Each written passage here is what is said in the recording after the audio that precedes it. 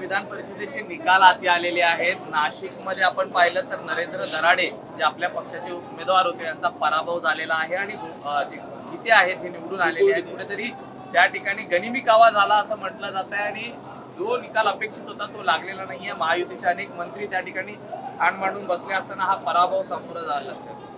नाही, ही वस्तुस्थिती आहे. कारण आमचे जे दराडे आहेत त्यांना 248 मतं पडली आणि जवळजवळ 357 मतं काहीतरी गीते यांना पडलेले, म्हणजे 109 मतांचा हा पराभव आहे. खरं तर गोकुळ गीते यांनी माघार घेतो असं सांगितलं होतं, मी प्रचार थांबवतो असं सांगितलं होतं.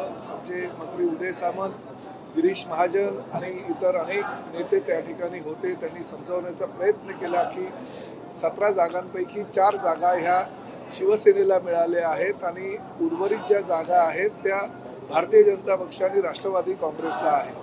3 ठिकाणी आमचे उमेदवार हे 2 ठिकाणी बिनविरोध आणि एका ठिकाणी आता विजयी झालेले आहे. परंतु ही नाशिकची परिस्थिती फार विचित्र झालेली आहे. अशा परिस्थितीमध्ये जर भारतीय जनता पक्ष आणि राष्ट्रवादीच्या नेत्यांनी त्यांना गोकुळ गीते यांना समजवलं आणि त्यांना जर माघार घ्यायला लावली असती तर हा प्रश्न निर्माण झाला नसता. परंतु त्यांनी माघार न घेता मी प्रचार थांबवतो असं सांगितलं आणि आज आमच्या अधिकृत उमेदवाराचा पराभव झाला. निश्चितच ही फार क्लेशदायक गोष्ट आहे. ज्या ठिकाणी भारतीय जनता पक्षाला, ज्या ठिकाणी राष्ट्रवादी काँग्रेसला आमची आवश्यकता होती त्या ठिकाणी आमच्या सर्व लोकप्रतिनिधींनी मतदान केलं आणि आपण बघताय की पूर्ण राज्यामध्ये प्रचंड मताधिक्याने हे सर्व उमेदवार निवडून आलेले आहेत. आणि नाशिक मध्ये मात्र जर असा पराभव झाला असेल तर निश्चितच ती क्लेशदायक गोष्ट आहे. आमचे वरिष्ठ ह्या बाबतीत निश्चितच भारतीय जनता पक्षाच्या वरिष्ठांशी चर्चा करतात आणि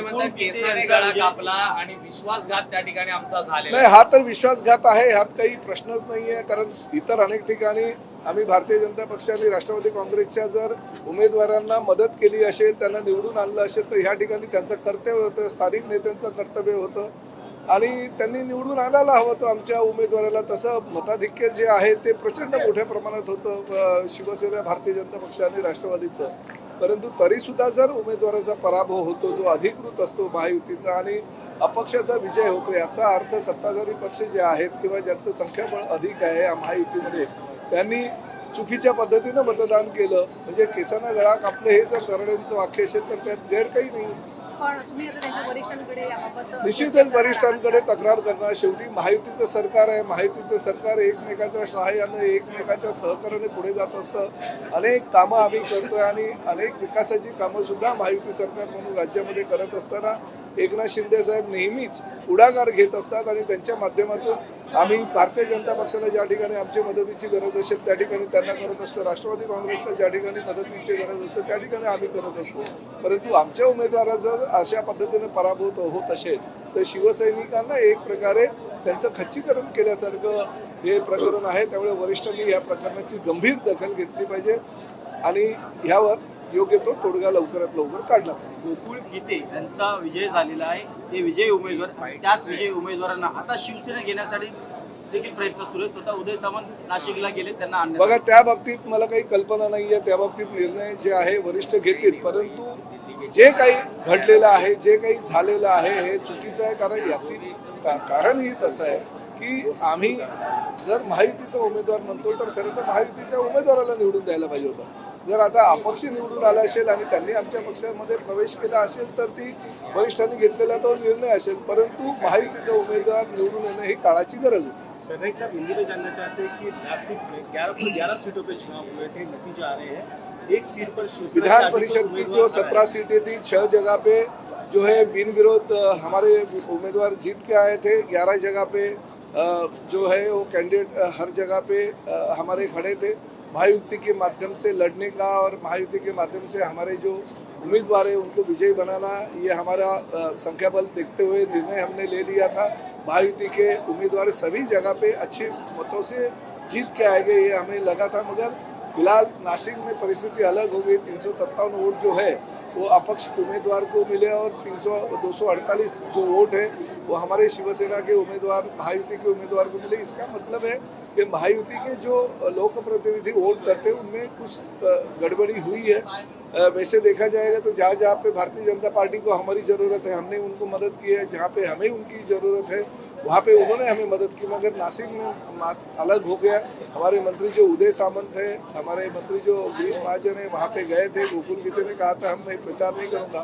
फिर भी आज की परिस्थिति में अगर इंडिपेंडेंट कैंडिडेट जीत के आता है तो महायुति के कुछ लोक प्रतिनिधियों ने गलती से मतदान किया, ये हकीकत बताती है। ऑपरेशन टाइगर दोनों ने कल क्लियर कर दिया है कि ऑपरेशन टाइगर सक्सेसफुल हो गया है। अधिकृत घोषणा आज होने वाली है, बताया जा रहा है आज सभी सांसद जो है क्या होने वाला है? आज दोपहर को 3 बजे हम सभी जो हमारे 6 के 6 सांसद हैं जिन्होंने यहाँ पे शिवसेना शिंदेगढ़ में, यानी हम शिंदेगढ़ ऐसा नहीं बने बोलेंगे, यही हमारी शिवसेना है, शिवसेना में शामिल होने का निर्णय ले लिया है। और पहले हमारे 7 और ये 6 मिला के 13 हमारे सांसद हो गए। हमारे मुख्य नेता आदरणीय एकनाथ शिंदे साहब के ऊपर विश्वास रखते हुए वो हमारे पार्टी में सभी लोग ऑफिशियल आज शामिल हो जाएंगे। वैसे तो लोकसभा अध्यक्ष के पास उन्होंने लेटर भी दे दिया और पार्टी में वो हमारे मर्ज हो गए।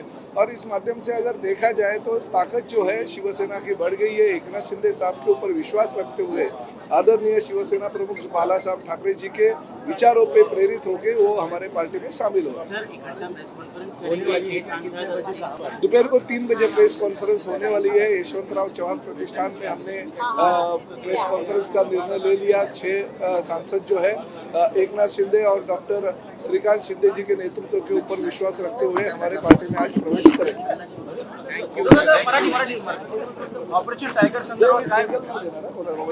टायगर संदर्भात काय माहिती आहे, कधी अधिकृत घोषणा होईल? नाही बघा, मी नेहमी म्हणत आलो की ऑपरेशन टायगर आमच्या दृष्टीनं 365 दिवस 24 तास चालू असतं। एकनाथ शिंदे साहेबांच्यावर विश्वास ठेवून अनेक लोक जी आहेत ते आमच्या पक्षामध्ये प्रवेश करत आहेत। त्यामध्ये शिवसैनिक आहेत, नगरसेवक आहेत, जिल्हा परिषदेचे सदस्य आहेत, नगराध्यक्ष आहेत, महापौर आहेत, आमदार आहेत, खासदार आहेत। आताच गेल्या आठवड्यामध्ये लोकसभा अध्यक्षांना आमच्या 6 खासदारांनी शिवसेनेमध्ये सामील होण्याचा निर्णयाचं पत्र दिलेलं आहे आणि आज दुपारी 3 वाजता अधिकृतरित्या ते आमच्या पक्षामध्ये प्रवेश करतील। त्यांचं स्वागत आम्ही करतो, कारण एकनाथ शिंदे साहेबांवर विश्वास ठेवून डॉक्टर श्रीकांत शिंदे यांच्या नेतृत्वावर विश्वास ठेवून आणि शिवसेना प्रमुख आदरणीय बाळासाहेब ठाकरेंचे विचार आणि धर्मवीर आनंद दिघे साहेबांची प्रेरणा मनामध्ये घेऊन ही लोक सगळे आमच्या पक्षामध्ये प्रवेश करतायत। एक शिवसैनिक म्हणून आणि राज्याचा मंत्री म्हणून मी त्यांचं मनापासून स्वागत करतो।